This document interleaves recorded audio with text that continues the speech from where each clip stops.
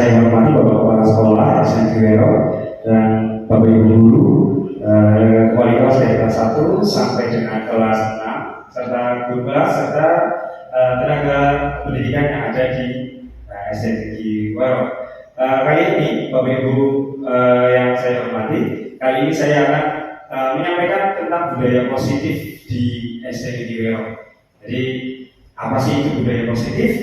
Kemudian sudah berjalankah di SMK Wero ini? Nanti kita akan bersama-sama belajar. Jadi tidak ada sedikit pun saya untuk menggurui Bapak Ibu semuanya, tapi ayo kita belajar bersama-sama. Saya juga belajar.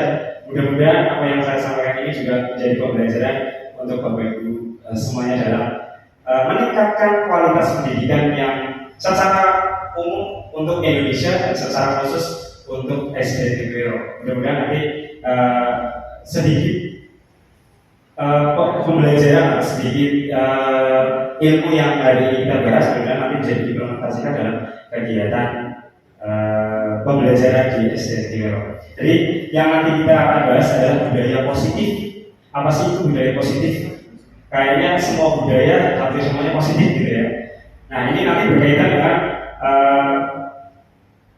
perilaku kita terhadap siswa, tindak lanjut kita terhadap siswa, permasalahan yang ada, kemudian lebih luas lagi secara umum di sekolah, dan nanti endingnya adalah meningkatkan pendidikan yang ada di Indonesia. Jadi kurikulum yang terbaru di Indonesia adalah kurikulum Merdeka. Nah, kurikulum Merdeka ini sebenarnya tujuannya itu besar, tujuan jangka panjangnya itu baik, luar biasa.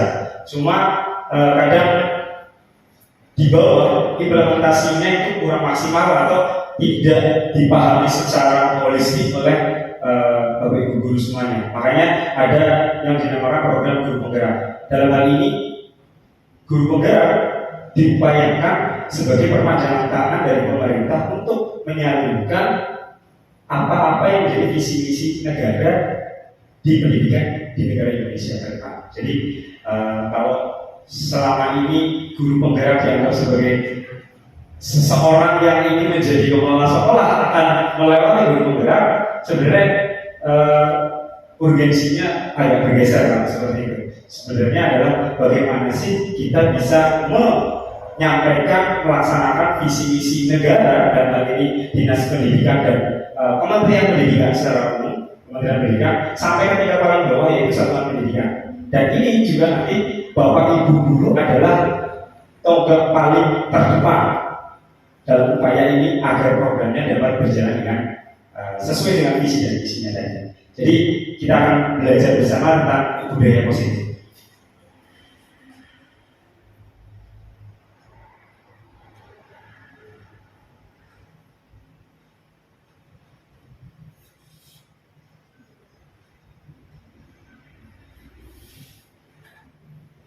Ya, bisa dicermati Bapak Ibu semuanya. Jadi dalam budaya positif itu kita akan membahas beberapa hal dari tingkatan yang paling bawah. Yang pertama yaitu ada disiplin positif dan nilai-nilai kebajikan.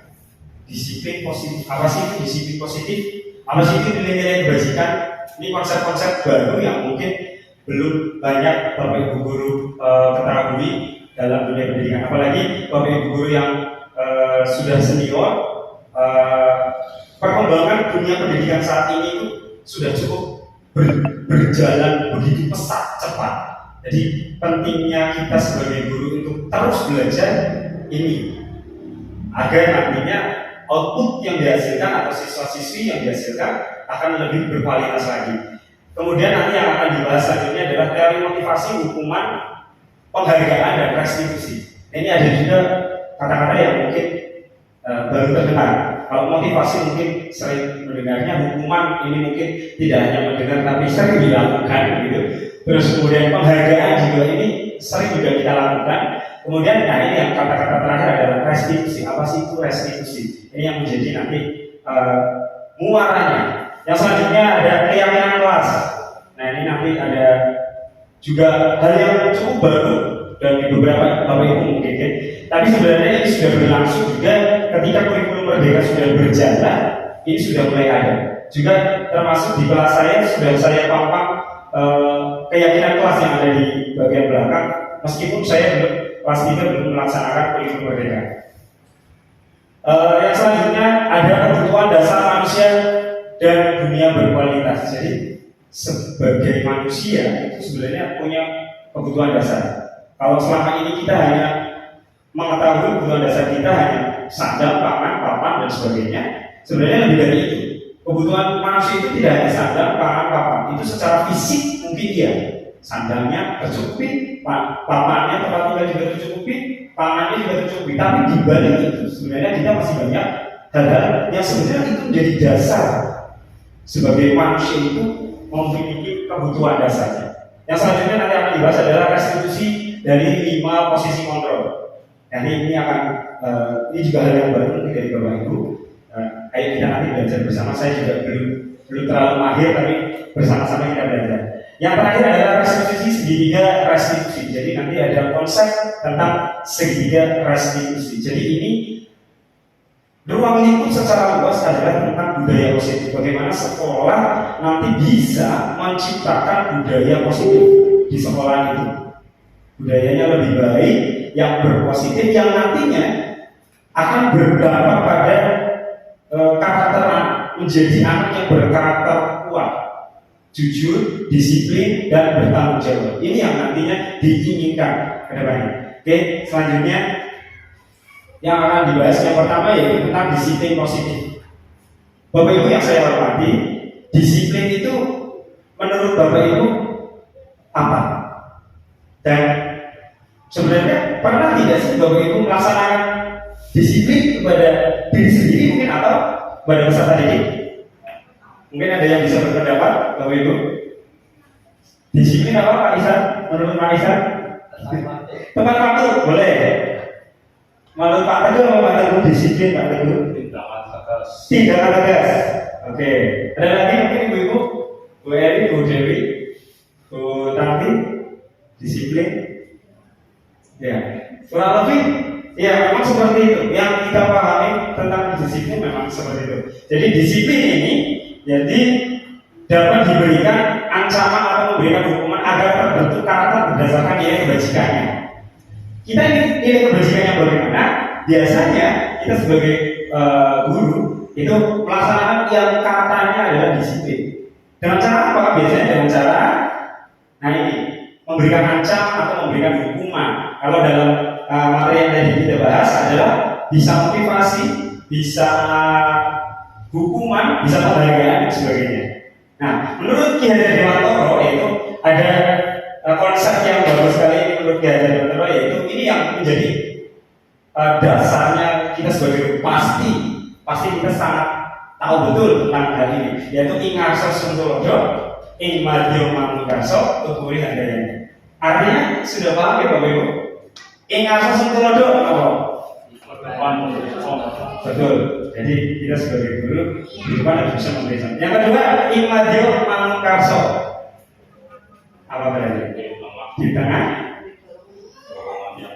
Di dorongan yang baik. Yang terakhir tentu ini ada ini. Di belakang di dorongan ini. Ya, kurang lebih seperti itu. Nah, di dalam pendidikan di Indonesia itu sebenarnya dikembalikan lagi akar masalahnya kepada Ki Hajar Dewantara. Filosofinya Ki Hajar Dewantara apa sih? Karena Ki Hajar Dewantara beliau adalah yang kita kenal adalah pejuang di bidang pendidikan. Tanpa beliau mungkin kita tidak bisa belajar seperti sekarang ini. Dunia pendidikan ternyata setelah Bapak Ibu mungkin yang sudah membaca buku beliau, ternyata pemikiran Ki Hajar Dewantara itu jauh lebih batas tahun di masa dulu. Setelah kita baca bukunya saat ini, kok banyak yang sesuai atau bahkan tidak menyangka pemikiran beliau itu di zaman dulu ternyata implementasinya sekarang ini. Termasuk kurikulum merdeka adalah bagian dari perpanjangan dari filosofinya Ki Hajar Dewantara. Ini luar biasa beliau. Jadi filosofi pendidikan Ki Hajar Dewantara itu salah satunya adalah berpihak pada siswa.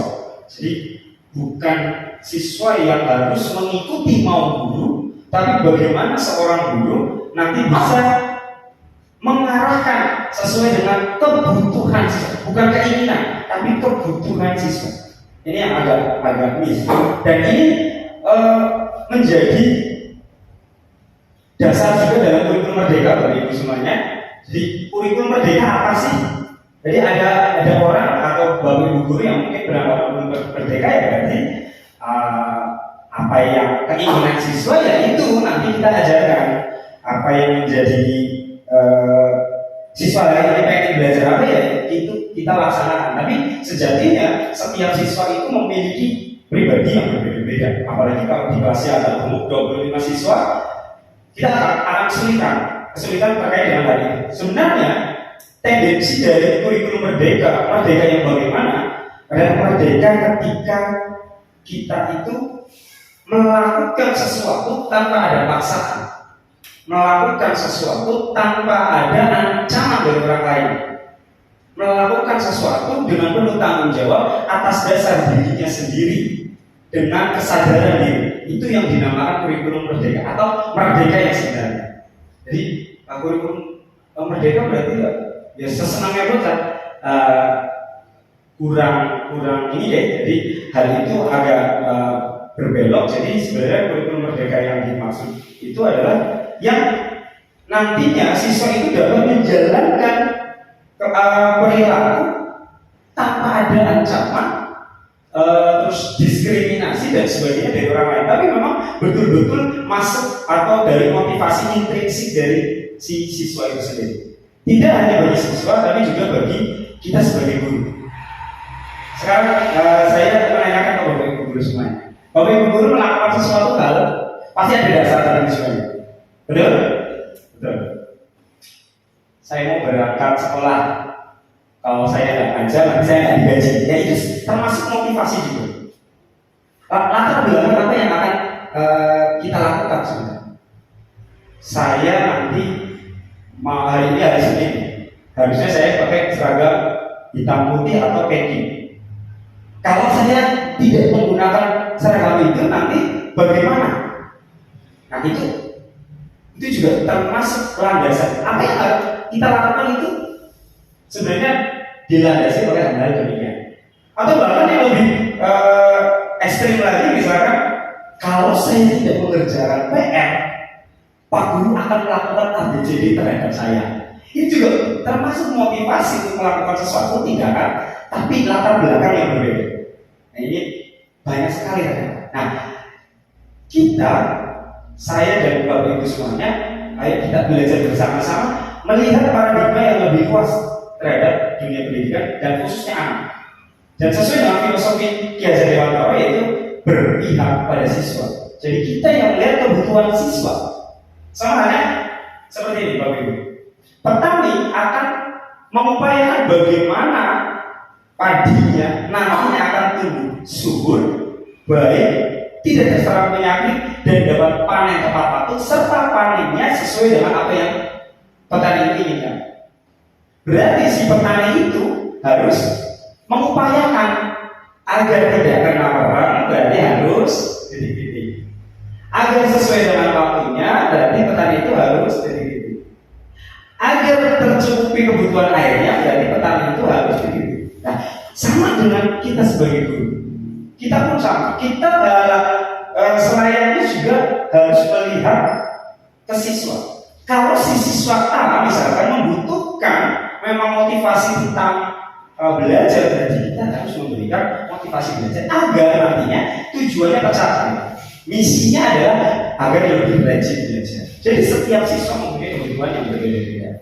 Jadi Bapak Ibu, ayo kita bersama-sama melihat lebih dalam kebutuhan masing-masing siswa yang berbeda-beda. Ya, yang selanjutnya yaitu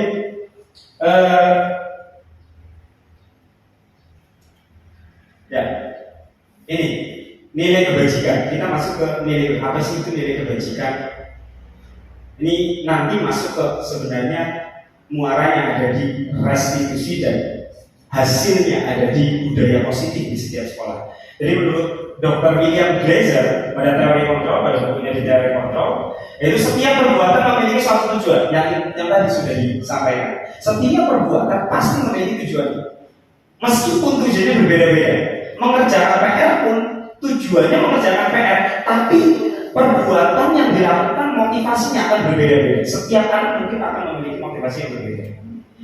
Sedangkan menurut Dian Dosen, yaitu dengan memainkan nilai-nilai kebajikan yang diyakini seseorang, maka motivasi intrinsiknya akan terbangun. Jadi ini kata kuncinya adalah nilai kebajikan yang diyakini. Aku percaya bahwa aku melakukan ini berarti aku akan mendapatkan ini. Itu nilai kebajikan. Ini akan masuk kepada motivasi intrinsik, motivasi yang memang muncul dari diri kita sendiri. Motivasi itu bisa dari intrinsik atau dari ekstrinsik. Kalau intrinsik tidak mampu, memang harus membutuhkan ekstrinsik. Contoh setiap anak itu masih belum terlalu matang dalam proses berpikir. Makanya ketika kita belum bisa menumbuhkan motivasi intrinsik dari individu anak, nah kita juga boleh untuk memberikan motivasi ekstrinsik, bisa dari kita sebagai guru, atau kita bekerja sama dengan orang tua, nanti orang tua atau anaknya dan sebagainya, atau dengan lingkungan. Nah, ini sehingga menggerakkan motivasi dari dalam untuk mencapai tujuan kuliah yang diinginkan. Jadi muaranya nanti tujuannya apa? Jadi itu menurut dua tokoh ini. Yang selanjutnya akan dibahas adalah perbedaan antara hukuman, konsekuensi, dan restitusi. Nah ini yang mari bersama-sama kita belajar apa sih itu hukuman, apa sih itu konsekuensi, dan apa sih itu restitusi. Bapak Ibu pernah melakukan atau memberikan hukuman kepada siswanya? Pernah ya? Pernah. Biasanya apa? Kalau terjadi kisah apa?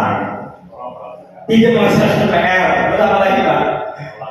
Melanggar aturan, atau tertib ya Pak? Terus nggak berangkat sesuai dengan jamnya, mungkin kayak Mas siapa ya Mas? Ya, nah, itu hukuman. Mungkin ada hukumannya. Ada konsekuensi.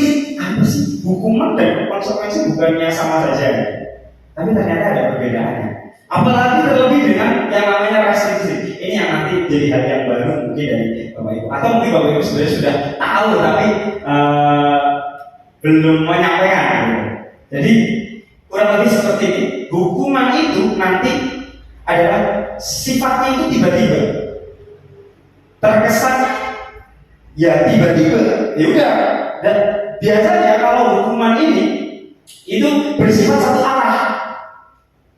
Dari guru misalkan memberi hukum bersifat satu arah, dan pihak yang satu hanya sebagai pelaksana harus mengikuti tanpa ada komunikasi. Biasanya hukuman seperti ini bersifat apa? Dan yang pastinya tidak menyenangkan.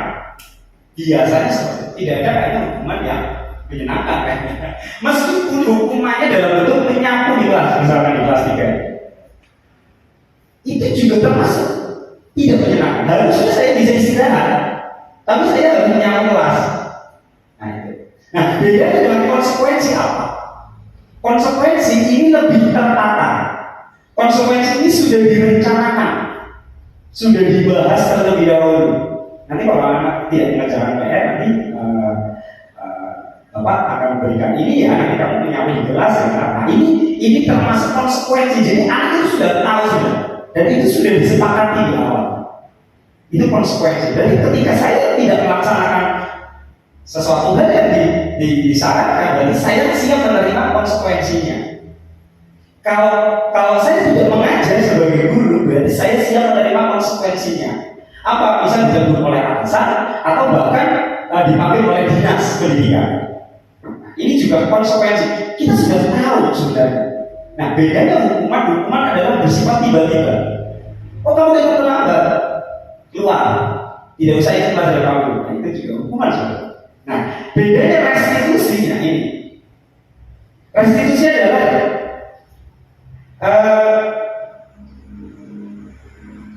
restitusi itu bukan menebar kesalahan, tapi belajar dari kesalahan. Restitusi restitusi itu bukan menebus kesalahan. Aku berangkat terlambat, Pak Guru sudah datang. Apa yang harus saya lakukan untuk menebus kesalahan itu? Nah, restitusi bukan hal demikian. Tapi sekarang saya terlambat, terus bagaimana keesokan harinya atau selanjutnya saya tidak terlambat? Nah, itu restitusi. Nah, ini yang kadang kita tidak ada lainnya untuk memisahkan hal itu. Apakah kita melaksanakan hukuman, apakah kita melaksanakan konsekuensi, atau melaksanakan restitusi? Dan saya yakin Bapak Ibu semuanya sudah pernah melaksanakan ketiganya. Bahkan mungkin restitusi Bapak Ibu sudah melakukan, tapi belum tahu sebenarnya, oh ini yang dinamakan restitusi. Saya pernah melaksanakan ini, bahkan sering ternyata. Nah, hebatnya Bapak Ibu belum mengetahui secara konseptual, tapi praktiknya sudah dilaksanakan. Nah, hebatnya seperti itu. Oke, kita akan lanjut ini. Jadi ada hukuman versus konsekuensi. Biasanya, kalau saya tanya dulu ke Bapak Ibu lebih senang dihukum apa diberi konsekuensi? Lebih senang yang mana? Oh, restitusi gitu. Pertanyaannya juga hukuman dari konsekuensi. Kalau hukuman dari menyakitkan, tidak menyenangkan, konsekuensi juga sebenarnya tidak menyenangkan, tapi kita sudah tahu terlebih dahulu. Kalau saya lakukan itu, ya memang saya tahu saya harus melakukan ini. Itu konsekuensinya. Kita tidak sholat sebagai umat muslim di Malaysia ya teman-teman ini. Sebagaimana kita tidak sholat, berarti kita tahu konsekuensinya kalau tidak sholat bagaimana. Sebenarnya kita tidak tahu jauh-jauh dari kita masih kecil. Tapi kalau hukuman cenderung tiba-tiba. Dan saja tanpa ada komunikasi. Keinginan si pemberi hukuman tidak bisa melawan. Gitu. Oke, kita lanjutkan. Yang selanjutnya adalah dihukum oleh penghargaan, tapi dianggap hukuman. Apa betul? Ada kasus yang seperti itu. Saat kita berulang kali menjanjikan hadiah kepada anak-anak agar berperilaku tanggung jawab, atau kepada seorang murid agar mempelajari sesuatu yang baru, atau kepada seorang karyawan agar melakukan pekerjaan yang berkualitas, kita sedang berasumsi mereka tidak dapat melakukannya, atau mereka tidak akan memilih untuk melakukannya.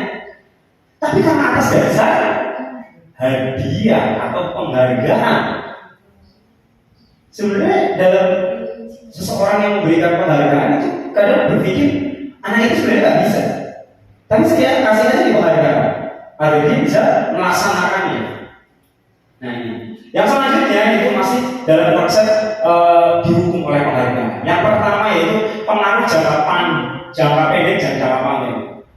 Apakah memberikan penghargaan itu diperbolehkan? Diperbolehkan.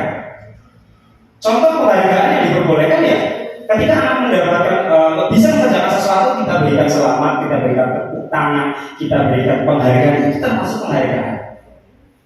Nah, apakah penghargaan yang berlebihan itu diperbolehkan?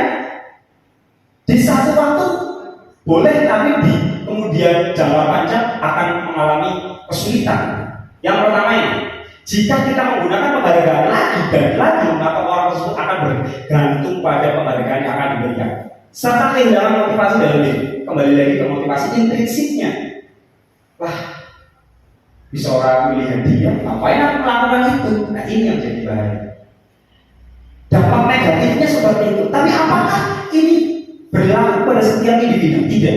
Ada yang memang diberikan penghargaan, tapi itu membekas kemudian menjadi motivasi intrinsiknya. Tapi ada yang tipe individu yang ketika sudah tidak diberi penghargaan, berarti saya tidak akan melaksanakan hal itu. Karena aku akan percuma melakukan hal itu, karena tidak akan mendapatkan penghargaan, hadiah atau benda-benda. Yang selanjutnya adalah penghargaan tidak efektif. Ternyata penghargaan ini tidak efektif, Bapak. Jika saya mengharapkan sesuatu penghargaan dan tidak mendapatkannya, maka saya akan kecewa dan berkecil hati. Serta kemungkinan lain kali saya tidak akan berusaha keras sebelumnya. Jadi, guru tidak ngasih aku hadiah ketika aku 100. Nanti akan timbul kekecewaan karena sudah tergantungan kepada penghargaan itu. Yang selanjutnya adalah penghargaan itu merusak hubungan. Bisa merusak hubungan. Contohnya, ketika seorang diberikan penghargaan atau dipuji di depan orang banyak, maka yang lain akan merasa Dan seperti itu deh, namanya manusia. Satu dipuji di depan umum, yang lain melakukan serupa, tapi kok tidak dipuji seperti si A ini. Nah itu akan menimbulkan iri, kecemburuan. Nah ini akan merusak hubungan juga. Dan sebagian dari mereka akan tidak menyukai orang yang memberikan penghargaan tersebut. Misalkan Pak Misan maju ke depan, diberi penghargaan karena sesuatu hal. Saya pernah melakukan suatu hal yang serupa dalam Pak Misan, tapi saya tidak diberikan penghargaan serupa dalam Pak Misan. Nah ini akan timbul kecemburuan, bahkan nanti merusak hubungan. Bahkan akan merusak hubungan antara saya dan Pak Misan. Tidak hanya dengan si pemberi penghargaan, tapi dengan si yang diberikan penghargaan. Tidak ada hubungannya, tapi bisa berbesar. Nah ini berbahaya. Penghargaan merusak hubungan. Yang lain adalah penghargaan merugikan ketepatan, mengurangi ketepatan. Contohnya pemikiran anak hanya terbatas pada penghargaan ataupun imbalan, sehingga esensi belajar yang ditanamkan tidak tepat betul. Jadi urgensi dalam belajar itu apa sih? Jadi tidak sampai ke anak, tidak sampai ke hati, pikiran dan perbuatannya, tapi hanya melulu tentang apa yang akan saya dapatkan ketika saya melakukan itu. Jadi sikapnya terus apa yang dipikirkan. Nah ini yang akhirnya mengurangi ketepatannya, tidak tepat berpikir seperti itu. Sewaktu-waktu mungkin bisa dilakukan, tapi untuk jangka panjang akan mengalami beberapa hal yang seperti ini. Selanjutnya yaitu masih di dalam dihukum oleh penghargaan. Jadi diberi penghargaan, tapi terasa dihukumnya, ini maknanya. Penghargaan menurunkan kualitas hasil kerja, tidak berkembang dengan signifikan, sehingga pada tahap tertentu akan berhenti berkembang. Karena orientasinya adalah penghargaan tadi. Sebenarnya kita sebagai manusia juga di alam bawah sadar juga melakukan seperti itu ya. Aku melakukan seperti ini agar dipuji, aku melakukan seperti ini agar dinilai baik, aku melakukan seperti ini agar dipandang bisa. Nah, ini sebenarnya ada dampak negatifnya. Yang selanjutnya adalah penghargaan mematikan kreativitas. Penelitian menunjukkan bahwa pekerjaan seni adalah sebuah penulisan cerita menjadi kurang kreatif. Jadi seni menulis cerita ini jadi kurang kreatif bila dijanjikan sebuah hadiah atau penghargaan. Cerita yang akan diberikan tidak akan berkembang dengan luas dan ekspresif pengarangnya. Yang selanjutnya adalah penghargaan itu menghukum. Yang bagaimana? Penghargaan menghukum mereka yang tidak mendapatkan penghargaan.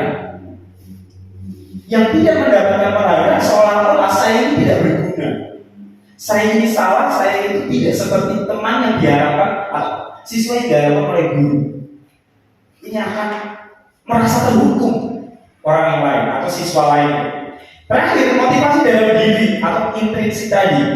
Jika kita memberikan penghargaan kepada seseorang anak, pada saat dia sedang merasa bangga dengan pencapaiannya sendiri, maka kita akan mengambil kegembiraan yang saat itu sedang dirasakan secara alamiah.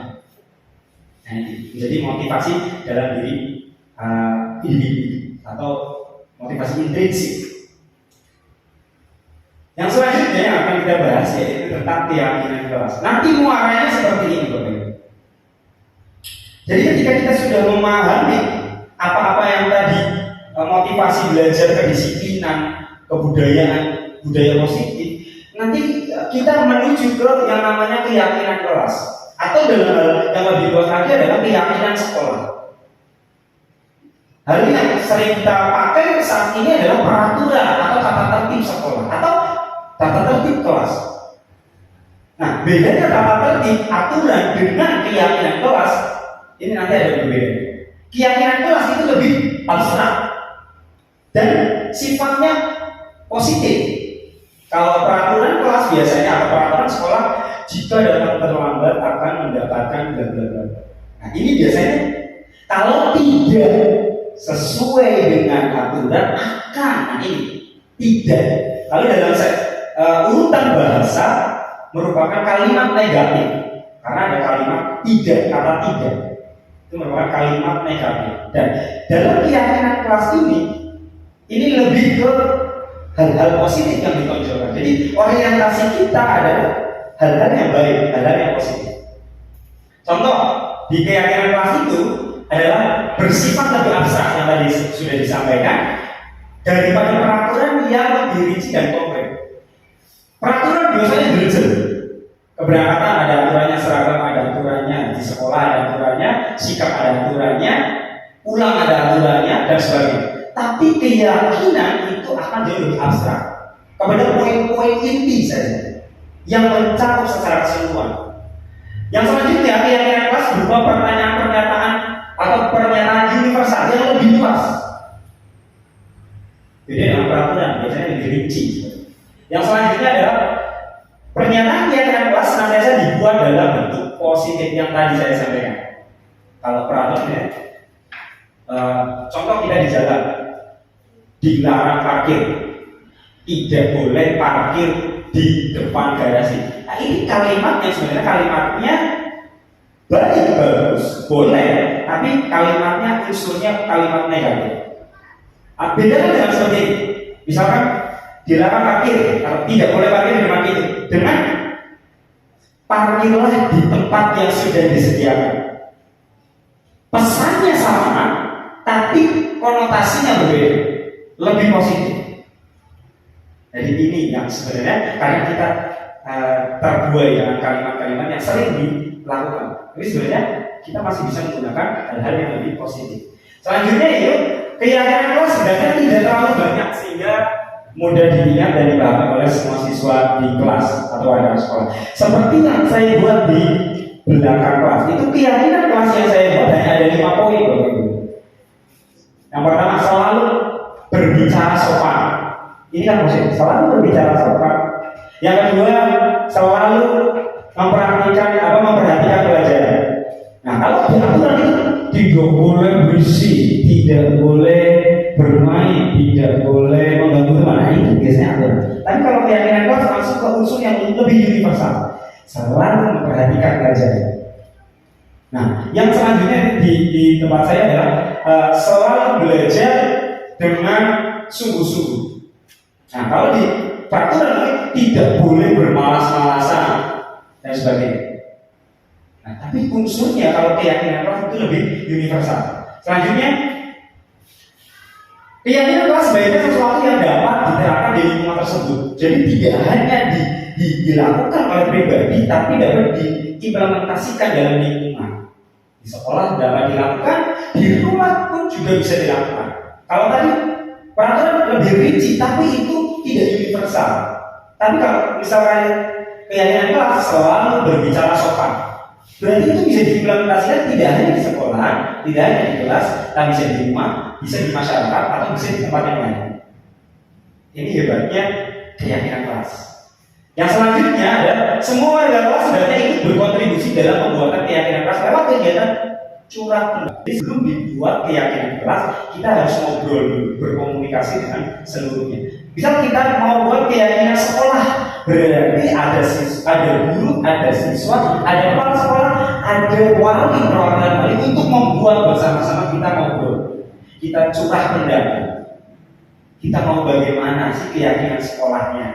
Kalau di dalam kelas kalau lebih kecil lagi, berarti ada bapak ibu, ada bapak ibu guru ya, ada siswa. Nah, ngobrol dulu bersama-sama. Yang terakhir itu bersedia meninjau kembali keyakinan kelas dari waktu ke waktu. Karena ketika keyakinan kelas ini sudah tidak relevan, kita bisa meninjau kembali. Kalau akan ditingkatkan yang lebih tinggi lagi tingkatannya, atau harus diganti dengan hal yang lain. Karena ini dianggap sudah bisa dilaksanakan tanpa dibuat keyakinan kelas. Sudah menjadi perilaku, behaviornya sudah didapatkan. Nah, nanti bisa ditinjau kembali. Nah, ini bisa berkala, bisa per bulan, per semester, atau per tahun. Baiknya bisa per bulan, per semester juga bisa. Jadi nanti tinggal kesepakatan bersama. Selanjutnya, yaitu ada tentang kebutuhan dasar manusia. Nah, ini yang selama ini kita tahu kebutuhan ya sandang, papan, pangan. Saya itu sebelum belajar ini juga mengetahui demikian, sandang, papan, pangan. Tapi sebenarnya banyak hal yang sebenarnya menjadi dasar. Gak hanya itu loh. Saya juga butuh yang lain. Contoh yang pertama adalah kebutuhan untuk bertahan hidup atau survival. Dan ini ada makan juga di sini survival ini. Bagaimana setiap individu itu membutuhkan ini survival untuk bisa bertahan hidup. Besok mau makan apa? Besok mau berkegiatan apa? Besok aku melakukan apa? Bisa apa tidak? Nah, ini. Yang selanjutnya ada cinta dan kasih sayang atau belonging. Ternyata ini kebutuhan dasar.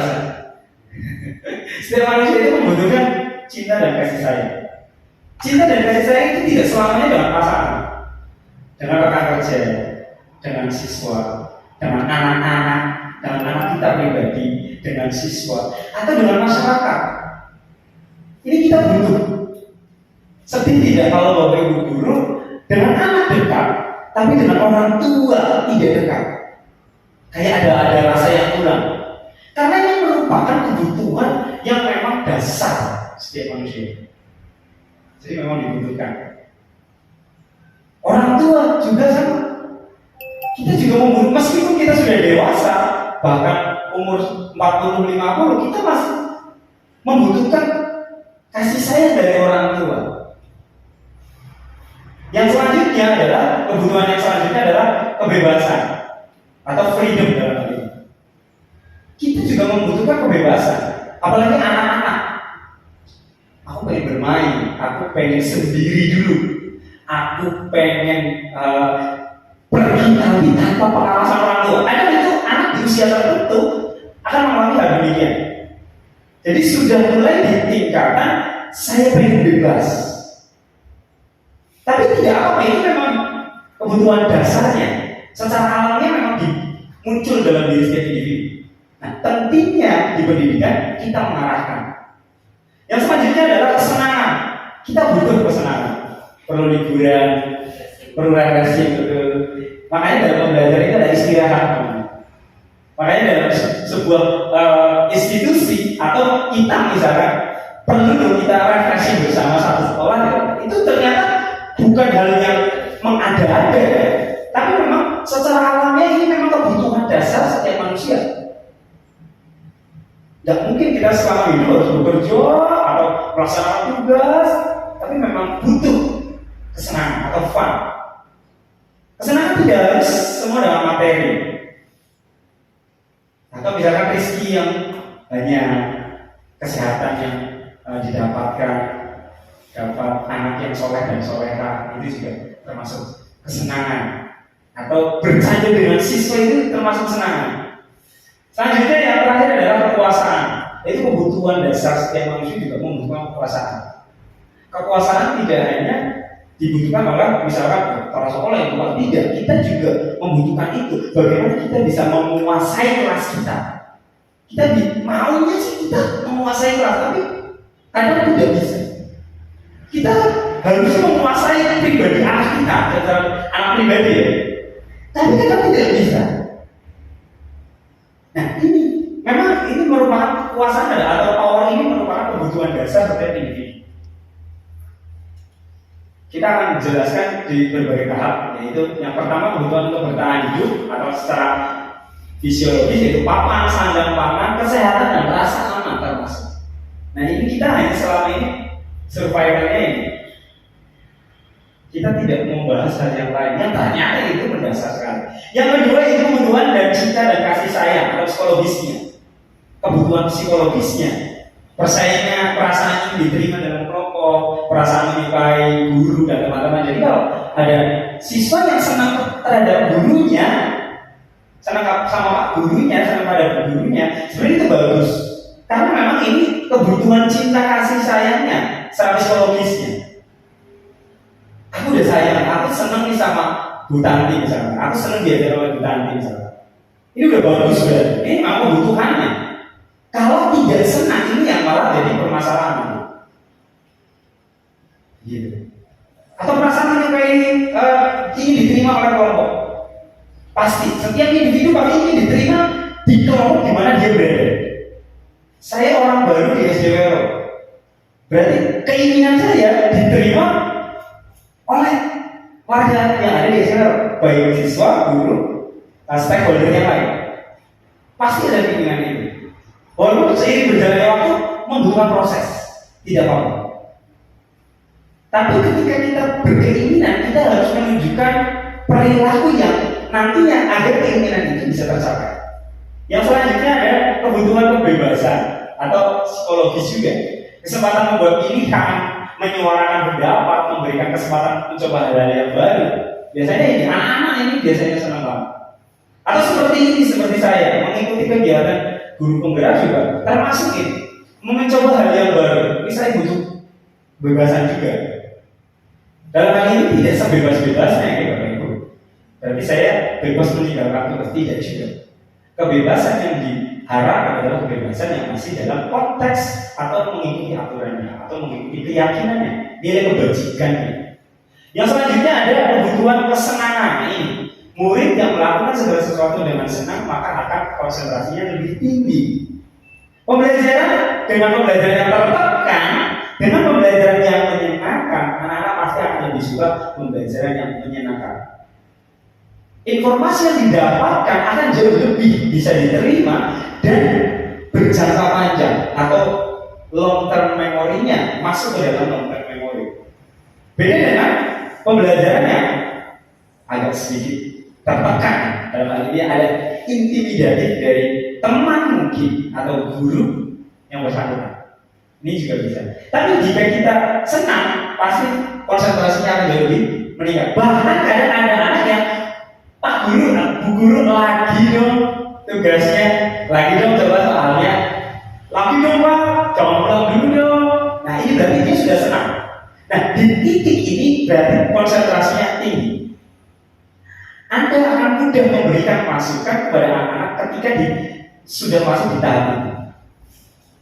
Yang selanjutnya yaitu tentang ini 5 posisi kontrol. Sebelum masuk ke sini, saya ada ilustrasi seperti ini. Saya punya uang, Bapak Ibu. Uang ini di tangan saya. Bapak Ibu boleh melakukan apapun agar uang ini berpindah ke tangan Ibu, Bapak Ibu. Kira-kira akan melakukan apa, Bu Rani? Kira-kira agar tujuannya Bu Rani mendapatkan ini dari tangan saya diminta. Kalau Pak Isa maju direbut boleh, bisa juga. Kalau kata itu pinjam bisa tujuannya berapa? Tujuannya berapa? Bisa juga. Pak Ani mungkin lari, kira-kira lari direbut yang lari sikap ada jelas gitu.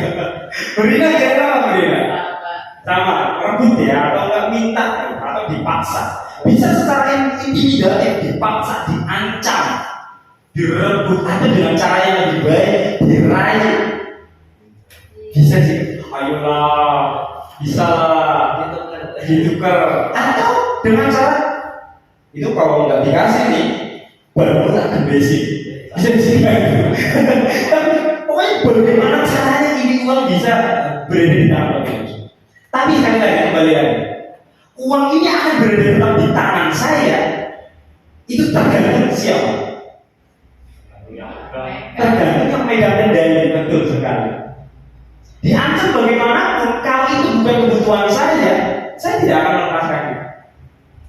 Dipinjam bagaimanapun, kalau saya memang lagi butuh ini, ya tidak akan saya berikan.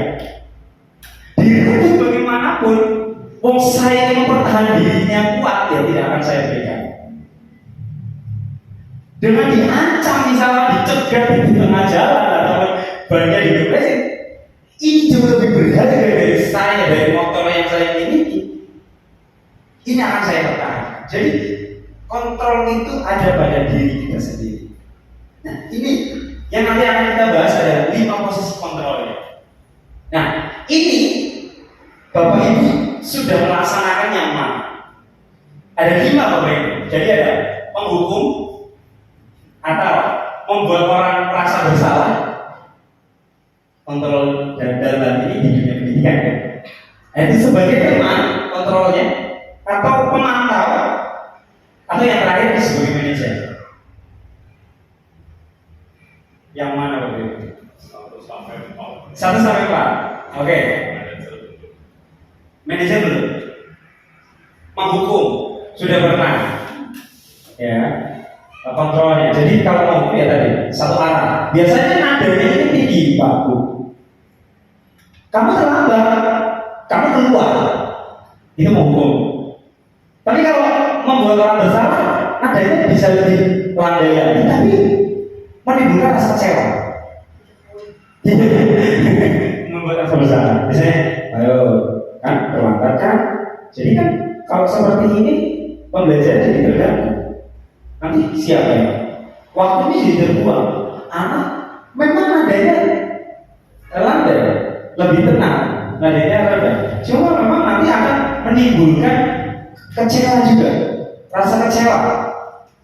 Yang selanjutnya teman. Ini biasanya di kelasnya lebih tinggi, Bu Tante. Kelas 5, 6, Pak 5. Guru bisa memposisikan kontrol itu sebagai teman. Ayolah bantu Pak Guru. Bisa, masa sih mau bantu Pak Guru? Ini bisa ketika dibutuhkan, tapi di hal yang lain akan juga menjadi bumerang. Jangan sampai nanti anak itu menganggap bahwa nanti kecewa juga anak terhadap Bu Tati misalnya. Udah dekat nih, tapi suatu ketika kok saya tidak mengajar APR ditegur, aku marah nih, aku kecewa sama Bu Tati. Padahal kan kita gini banget, gitu kan. Jadi di kelas atas, tapi kalau di kelas bawah bisa juga, tapi lebih bisa berargumen anak-anak kelas tinggi. Kalau anak kelas rendah lebih cenderung argumennya tidak sekompleks anak yang lebih tinggi. Atau sebagai pemantau, hanya memantau saja. Oh ada, oke, itu melakukan suatu kesalahan, kita harus bagaimana? Kita memantau saja. Oh berarti nanti harus jadi ini. Pak itu nanti, ini si anak ini melakukan ini, itu memantau. Nanti diserahkan kembali ke pihak yang bersangkutan. Atau yang terakhir, manajer. Manage itu berarti secara keseluruhan. Apa sih itu? Muara dari semuanya posisi kontrol, yang target utamanya adalah manajer.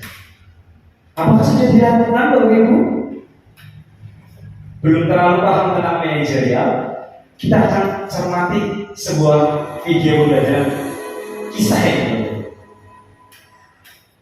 Nilai posisi kontrol itu adalah 1. Posisi penghukum, 2. Posisi pembuat merasa bersalah, 3. Posisi teman, 4. Posisi pemantau atau monitor, dan 5. Posisi manajer. Untuk lebih memahami kelima posisi tersebut, mari kita saksikan kasus Naren yang terlambat hadir 20 menit di sekolah dan melihat bagaimana kelima posisi kontrol dalam menghadapi masalah tersebut.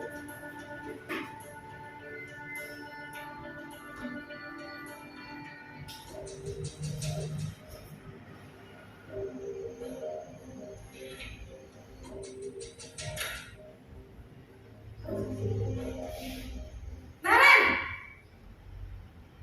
sini kamu. Ya, nadanya tinggi. Selamat pagi, Bu. Selalu terlambat. Kamu deh, pasti terlambat. Maaf, Bu. Saya Apa? Apa coba? Alasan kamu apa lagi? Kapan sih kamu tidak terlambat? Malas sekali ya kamu jadi anak. saya Dasar pemalas. Langsung dijas gitu. Gak kapok-kapok sih kamu. Satu arah. Sudah berapa kali terlambat? Sana, kamu keliling lapangan basket. 2 kali. Muncul. Kenapa? Kamu lawan ibu. Berani-beraninya jawab. Sudah terlambat, masih berani jawab pula. Tidak diberikan waktu, diberikan Sekarang, kesempatan. keliling lapangan basket 5 kali sekalian. Biar kapok. Cepat, pergi sana ke lapangan basket. Berarti posisi gurunya berada di posisi kontrol apa ini? Penghukum, ya? Dengan nada tinggi, Nah, berhati, menunjuk-nunjuk, menyakiti, dan menyindir. nah betul. Teman bisa berupa Fisik atau verbal? psikis, Ini dapat dua-duanya dari anak. Fisiknya kenapa, verbalnya kenapa? dampak yang terjadi pada murid ketika guru berada pada posisi penghukum adalah murid cenderung akan memberontak Keempat, Pasti juga. menyimpan dendam. Ya, tidak menyukai guru yang bersangkutan. Nah ini, merasa bersalah.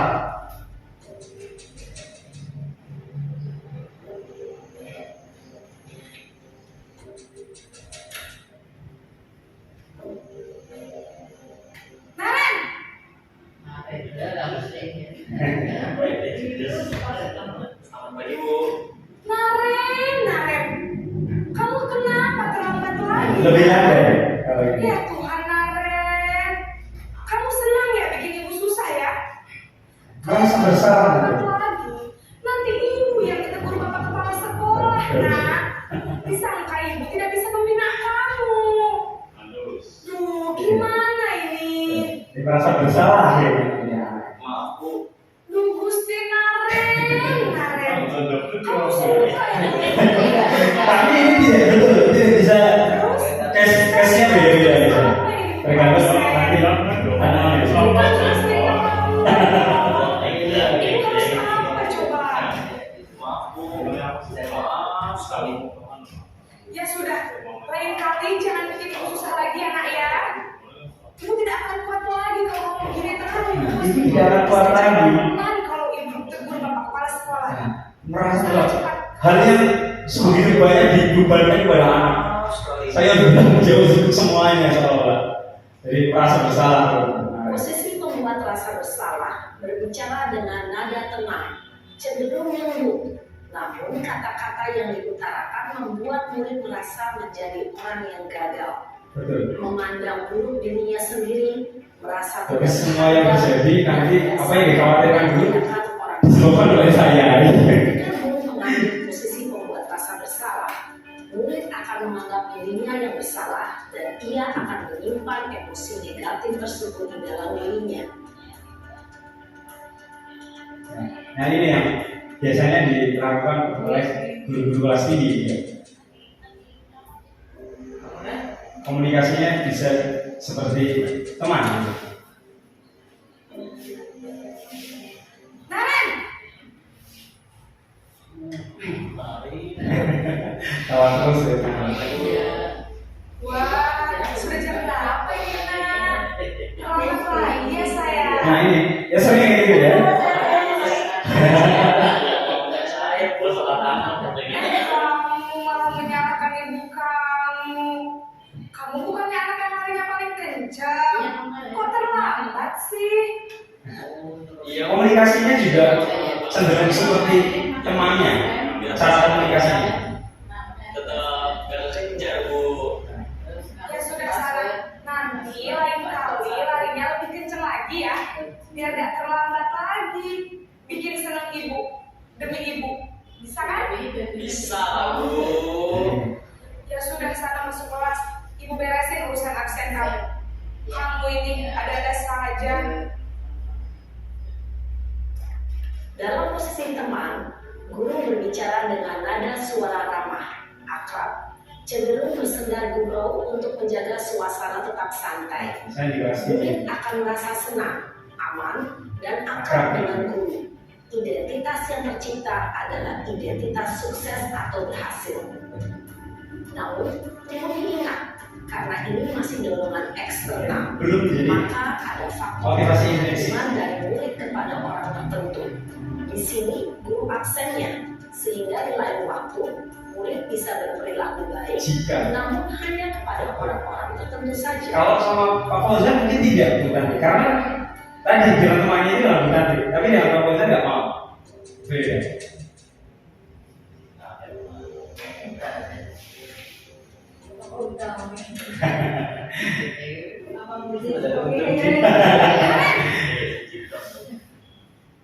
Nah, ini posisi kontrolnya apa? Naren, Iya. apa peraturan sekolah kita tentang jam berapa kita harus masuk sekolah, nak?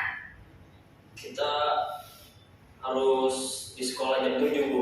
Iya betul, sekarang sudah jam 7.20. Naren sudah tahu konsekuensinya jika terlambat hadir. Paham Bu. Saya harus tinggal kelas pas jam istirahat selama 20 menit. Iya benar, konsekuensinya demikian. Jadi nanti jam 9.30 pas istirahat, Kamu harus tinggal di kelas, kerjakan tugas tambahan untuk ketertinggalan kamu, ya. Baik, Bu. Ini juga sebenarnya sering dilaksanakan. Posisi pemantau mengandalkan penghitungan atau data untuk mengontrol murid. Guru mengarahkan murid berdasarkan peraturan dan konsekuensi. Seorang pemantau menunjukkan bahasa tubuh dan ekspresi wajah yang datar dan cenderung formal. Nah ini, manajer sebenarnya ini juga sudah pernah. Saya yakin Bapak Ibu pernah melaksanakan ini. Tapi, oh ternyata ini yang dinamakan manajerial.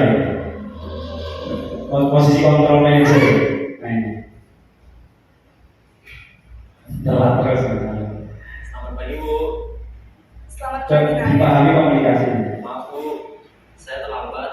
Iya, sekolah masuknya jam 7, sekarang sudah jam 7.20. Jadi sekarang bagaimana ini, Naren? Maaf, Bu. Saya lupa setel alarm saya semalam. Baiklah, menurut kamu, keyakinan sekolah Nah, yang ini. mana yang perlu kamu Lebih tingkatkan? mengajak berbicara. Menghargai diri sendiri. Menanya validasi kepada siswa yang bersama. Setuju. Jadi, apakah Naren meyakini prinsip saling menghormati tersebut? Iya, Bu. Saya meyakininya. Apakah Naren bersedia memperbaiki masalah keterlambatan ini? Bersedia, Bu. Bagaimana kamu akan memperbaiki masalah keterlambatan ini? Nah, jadi dikembalikan ke siswa lagi. Saya akan coba untuk tidak lupa menyetel alarm saya, Bu. Baik, kalau Naren mau menyetel alarm di rumah, ada orang yang kira-kira bisa bantu mengingatkan tidak? Ada, Bu. Nah, dicari solusinya bersama-sama. Ada lagi Mencari. selain Selain Kak Emma, ada ibu saya. Baik, jadi yang mengingatkan Naren adalah Kak Emma dan ibu kamu ya. Kira-kira akan mulai start alarm kapan nih Naren? Ditanyakan Saya juga. mau sekolah. Apa? Segera saya lakukan.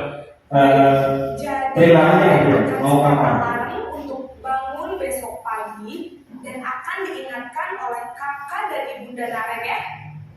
Ada lagi yang mungkin perlu dilakukan Naren agar tidak terlambat bangun lagi. Tidak ada, Bu. Baik Naren, terima kasih untuk kerjasama kamu. Pernah melaksanakan gini? Sebenarnya pernah melaksanakan. Tapi tidak sadar kalau itu ternyata Bapak Ibu sudah di tingkat manajer. Adalah posisi kontrol yang Nah, disarankan. ini yang disarankan sebenarnya hal seperti ini. Sikap disiplin yang Diajak berbicara dan mencari solusi bersama. mandiri, bertanggung jawab, dan dapat memecahkan masalah. Ini anak akan lebih paham apa yang dilakukannya dan harus apa yang dilakukan nantinya. Guru akan dengan tulus memberikan pertanyaan-pertanyaan bermakna, Betul. sehingga membuat murid dapat belajar dari kesalahannya dan mencari sebuah solusi untuk menyelesaikannya. Ibu dan Bapak guru hebat, setelah mengamati adegan kelima posisi kontrol tadi, kira-kira posisi mana yang paling ideal? Mana yang paling ideal? Posisi mana yang dapat Manajer, ya? memotivasi manajer? Ya, tentu posisi manajer. Betul. Posisi ideal yang ingin dituju setiap pendidik. Pada posisi inilah guru dapat Menerapkan disiplin positif bergerak pada menjadi kembali ke filosofi kehadiran. Iya, saya perjalanan seorang Berpihak pada pendidik tentunya tidak mudah untuk sampai pada posisi seorang manajer. tidak mudah. Tujuan kita pasti, yaitu menciptakan murid-murid yang mandiri Merdeka dan bertanggung jawab. Semoga penggambaran 5 ya seperti itu Bapak Ibu.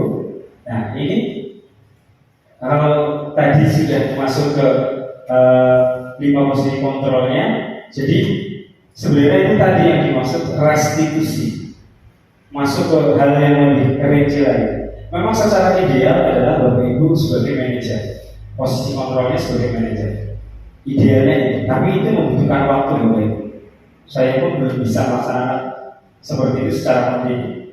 Karena suatu kejadian itu banyak faktor yang melatar belakangnya. Jadi kadang responnya pun akan berbeda. Nah, ini yang selanjutnya kita bahas adalah segitiga restitusi.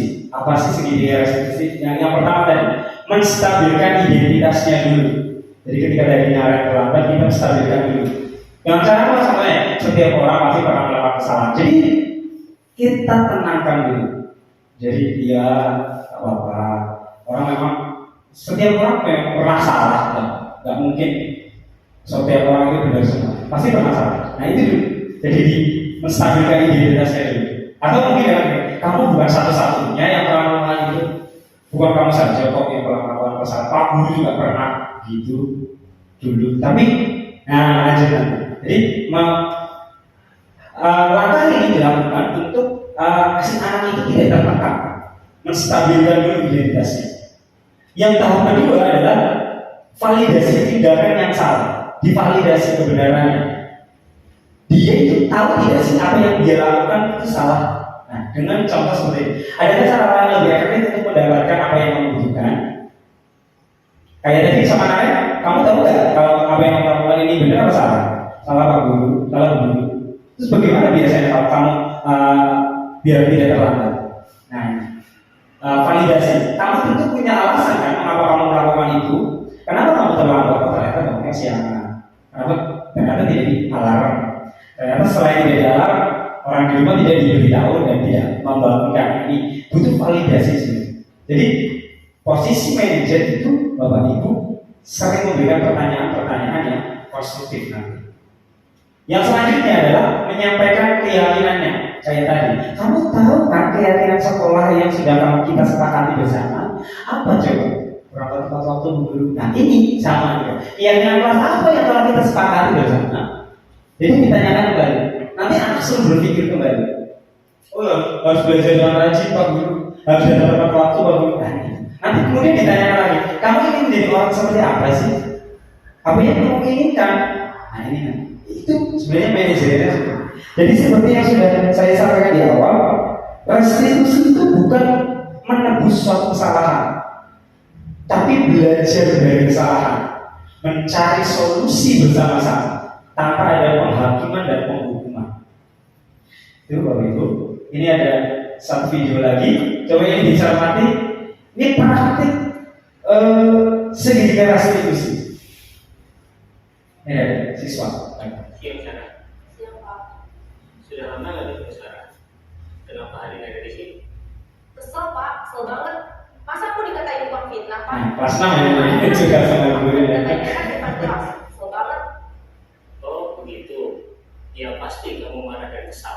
Validasi. Bapak juga akan marah apabila ada yang menuduh seperti itu. Jadi identitasnya dulu. Kemudian pada saat itu kamu mau melakukan apa?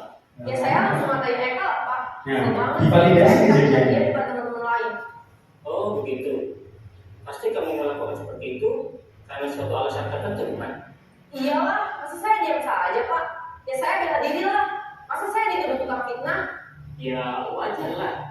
Mempertahankan harga diri itu sesuatu yang penting buat kamu. Divalidasi juga. Jadi Itu anak tidak merasa salah lagi. sepenuhnya. Iya Pak. Untung saya masih bersabar dan hanya meminta saja. Sudah tulus padahal saya pasti bela diri lah. Ya pasti ya. Tapi kamu memilih untuk tetap bertahan dan bersabar. Kamu memilih untuk tidak berbuat lebih parah lagi bukan? Iya. Nah, sekarang coba kita lihat lagi. Nah, ini sudah menanyakan keyakinannya. Kelas. Tindakan kamu itu kira-kira Sesudah sesuai dengan keyakinan kelas atau? Jadi ditanyakan agar nanti anak secara konstruktif berpikir sendiri. Capek Pak jadi pengarah. Jadi keyakinan Anda Benar, yang sesuai dengan keinginan. Ya, saya sebenarnya sangat menghargai orang lain. Mungkin saat itu saya menjadi emosi, jadi tidak menunjukkan sikap itu. Kamu meyakini tidak? Menghargai orang lain itu penting buat kamu. Yakin lah Pak. Ingatkan lagi keyakinannya. Kita harus saling menghargai. Namun ada juga keyakinan yang kita sepakati yang perlu kita jalankan apabila kita sedang marah bukan? Ya, saya bisa lebih proaktif, mulai dengan diri sendiri. Saya bisa jadi lebih bersabar, mengambil waktu jeda untuk berpikir mau apa selanjutnya. Kira-kira kamu bersedia memperbaiki masalah Yakin. ini? Bersedia Pak. Kalau kamu memperbaiki masalah ini, Konklusinya di kamu situ. akan menjadi orang seperti apa? Jadi seperti Saya akan apa? menjadi orang yang bertanggung jawab kali ya Pak. Tujuannya disampaikan juga. proaktif. Jadi dia mencari solusi. Menurut Kita kamu, mencari solusinya bagaimana bersama. rasanya menjadi orang seperti itu? Ya nyaman lah, bangga bisa bersabar dan tahan diri.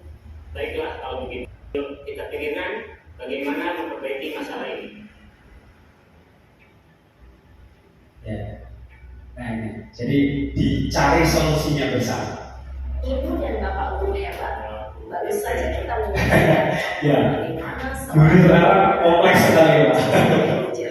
menggunakan penerapan ketiga restitusi. Mari kita bahas satu persatu. Nah, Pada sisi pertama, identitas berdasarkan pada prinsip bahwa membuat kesalahan adalah bagian dari proses pembelajaran. tidak membenarkan kalau itu salah. Dari segi tidak ini, Sesuatu itu tidak dibenarkan, tapi menstabilkannya dulu. Kegiatan itu salah, yang sedang tapi berlaku menstabilkan bahwa tidak ada apa. saat itu sedang mengalami Orang lain juga benar. Bahkan Pak Guru juga pernah mengalami jika itu. kita mengkritiknya, maka posisinya tidak akan Nah ini agar tidak malah ini bisa gagal. menunjukkan pernyataan ini. Satu, membuat kesalahan sesuatu yang wajar. Dua, manusia tidak ada yang sempurna. Tiga, kita bisa memperbaiki masalah ini. Menstabilkan identitas itu tidak mewajarkan kesalahan, Saya tapi distabilkan dulu. memperbaiki masalah ini. Lima, Iya. apakah saat ini Agar nanti anak ini tidak mengalami identitas gagal, merasa bersalah luar biasa dan sebagainya. Pada sisi kedua, validasi tindakan yang salah. Divalidasi oleh si bahwa guru ini setiap perilaku tadi. berupaya memenuhi suatu kebutuhan tertentu. Kamu melakukan itu pasti ada alasannya kan? Telah memahami teori kontrol akan Validasi. bergeser dari pemikiran stimulus respon menjadi proaktif dan mencoba. Nah selama ini kita masih melakukan ini stimulus respon. Mengenali Kalau mau respon ya di stimulus dulu, tapi tidak proaktif. Pernyataan atau pertanyaan bisa disampaikan dengan nada suara tidak menghakimi atau memojokkan, sehingga dapat mengembalikan murid pada posisi positif. Satu, kamu bisa saja bertindak lebih gegabah lagi dari ini. Dua, kamu bukan melakukannya tanpa suatu alasan tertentu. Tiga, kamu melakukan sesuatu yang penting bagi. Jadi divalidasi dulu. Apa yang kamu lakukan itu Kamu bisa mempelajari pasti dasar melakukan hal tersebut. Apakah kamu mempelajarinya?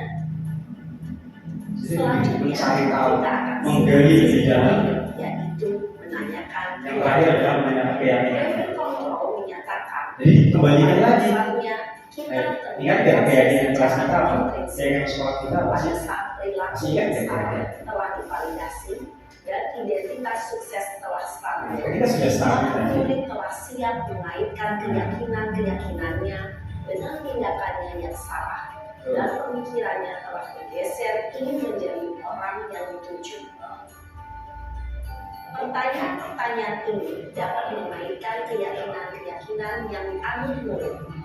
Satu, sebagai keluarga atau kelas, apa yang kita yakini? Dua, nilai-nilai apa yang Ya. Jadi seperti itu Bapak Ibu, kurang lebih restitusi yang selama ini yang di awal tadi sesuatu hal yang asing ternyata pernah loh saya lakukan gitu ya. Padahal ternyata pernah. Nah, tingkat paling tinggi yaitu di posisi kontrol manager. Dan Bapak Ibu namanya itu tadi restitusi. Jadi tidak melakukan hukuman, tidak melakukan memberikan rasa bersalah dan sebagainya, penghargaan, tapi restitusi, mencari solusi bersama-sama. Jadi bukan untuk menebus kesalahan, tapi untuk belajar dari kesalahan. Ini saya akan perlihatkan contoh restitusi dari kelas 3.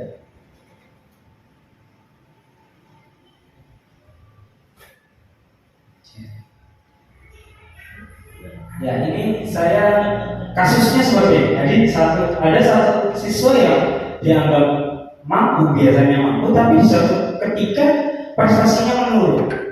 Nah, makanya sebagai seorang guru kita harus mencari tahu apa sih yang terjadi sebenarnya.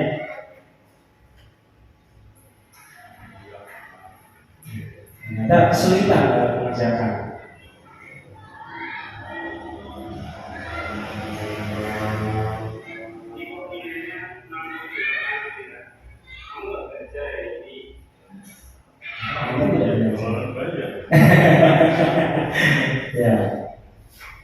perlu ngobrol.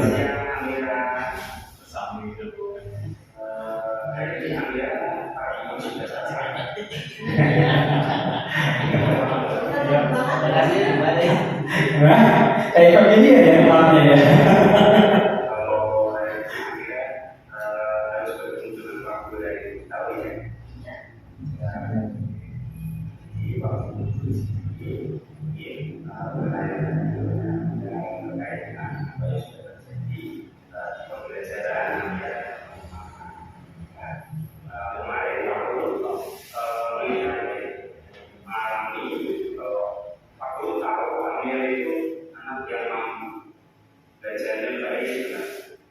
Masih di identitas.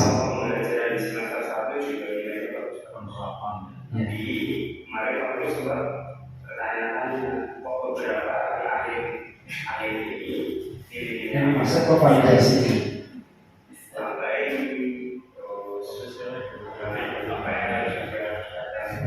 Ini model gratis. Tapi ini kisah benar terjadi Bapak Ibu. Maksudnya memang ini pernah terjadi. Saya sengaja mengangkat karena sudah pernah terjadi. Nah, ini ditanyakan keyakinan kelas dan rajin belajar.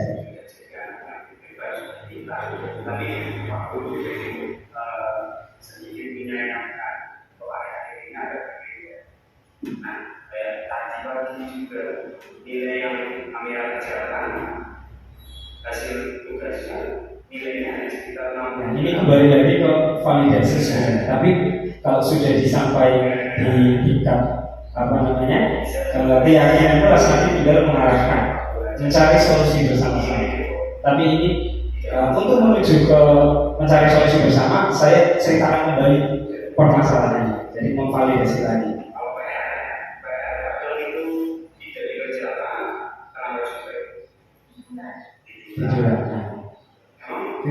Masih divalidasi.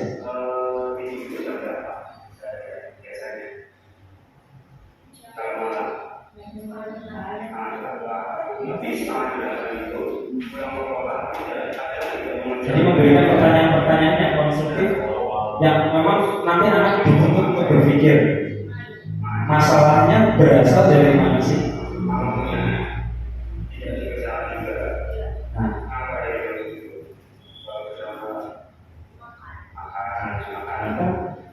Lalai PR-nya. Ini benar-benar terjadi.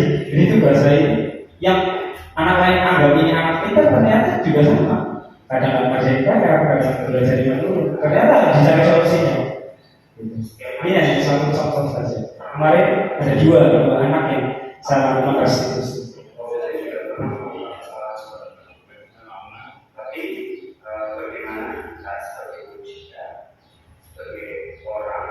Nah, ini masuk ke apa yang harus dilakukan. Jadi mau bagaimana sih ke depan? Jadi kurang lebih seperti itu Bapak Ibu. Ini cukup masih banyak istilahnya. Jadi kita lanjut ke yang ini. Nah, itu bedanya menghukum dan tadi hukuman, penghargaan dan restitusi.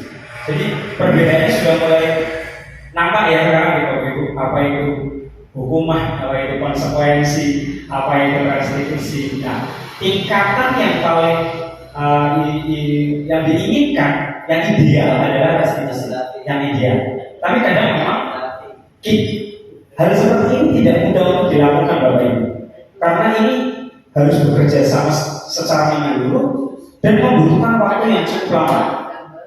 Tidak bisa sekarang dilaksanakan besok terus berubah menjadi kepribadian yang lebih baik, tidak tentu berhasil. Nah, ketika ini tidak berhasil, misalkan tadi kejadian itu tidak berhasil, kita harus mencari tahu dulu masalahnya, kita urutkan dulu. Mungkin ada masalah yang terlupakan, yang tidak diceritakan, yang kemudian akhirnya solusinya tidak sesuai, atau anak tidak jujur dengan apa yang sudah diceritakan tadi. Nah, ini harus dicari lagi kemudian, nah dicari solusinya bersama-sama. Nah, selanjutnya apa rencana Bapak Ibu membentuk budaya positif di sekolah? Kira-kira apa rencana Bapak Ibu agar nanti terbentuk budaya positif di sekolah? SMP apa khususnya? Kira-kira apa Pak? Betul. Rencana ke depan apa Pak? Ya membuat itu apa?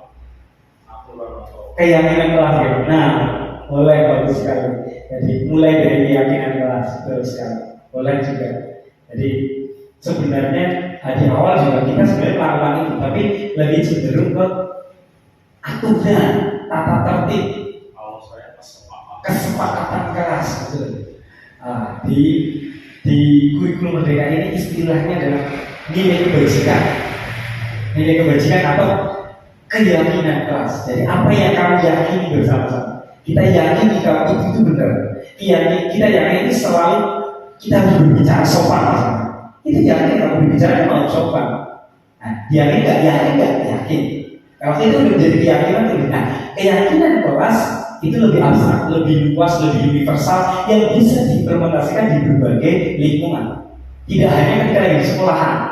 Ketika di sekolah dilarang berbicara tidak sopan ketika pembelajaran berarti hanya pembelajaran.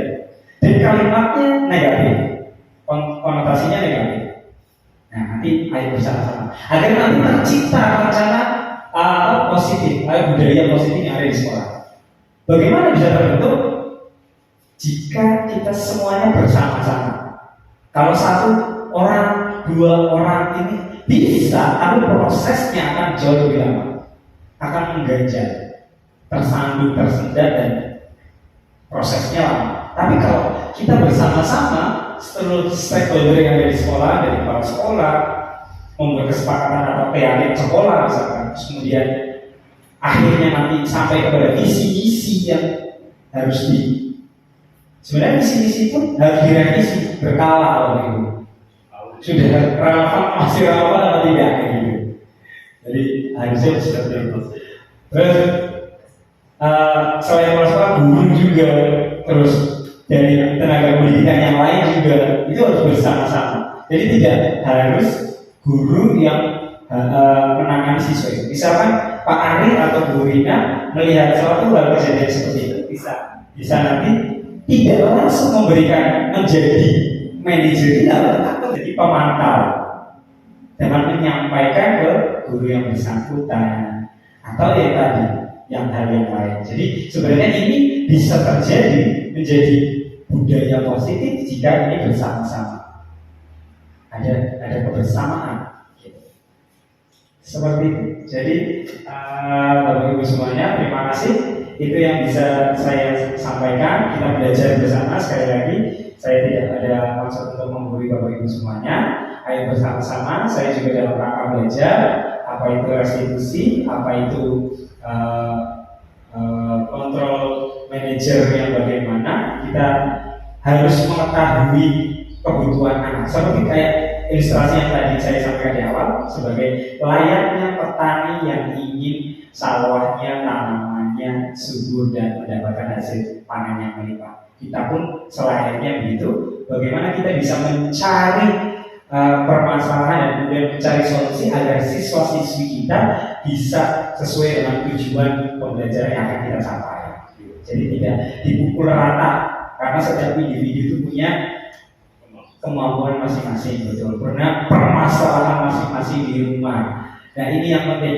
Merdeka bukan melulu atau bukan hanya tentang boleh melakukan apa saja sesuai keinginan siswa, tapi bagaimana siswa itu melakukan suatu hal tanpa ada ancaman, tanpa ada paksaan, tapi memang dalam bentuk tanggung jawab atau motivasi yang memang tumbuh dari dalam diri siswa. Itu yang dinamakan merdeka belajar. Jadi mereka belajar atas dasar kesenangan, mereka belajar tanpa ada paksaan. Kita bekerja atas dasar kesenangan, kita bekerja tanpa ada paksaan. Berarti kita bekerja sudah merdeka. Tapi kalau masih ada paksaan, belum merdeka, masih terjajah. Seperti itu, Bapak Ibu guru hebat. Terima kasih atas partisipasinya pada siang hari ini. Yang rencana dari setengah 11, setengah 12 sudah selesai. Ini terdapat lebih, jadi sekitar berapa menit? 75 menit. Mudah-mudahan ada manfaatnya. Apabila ada kesalahan dari saya secara pribadi dalam menyampaikan banyak betul kata yang tidak sesuai, saya mohon maaf yang Seterusnya saya akhiri. Wassalamualaikum warahmatullahi wabarakatuh.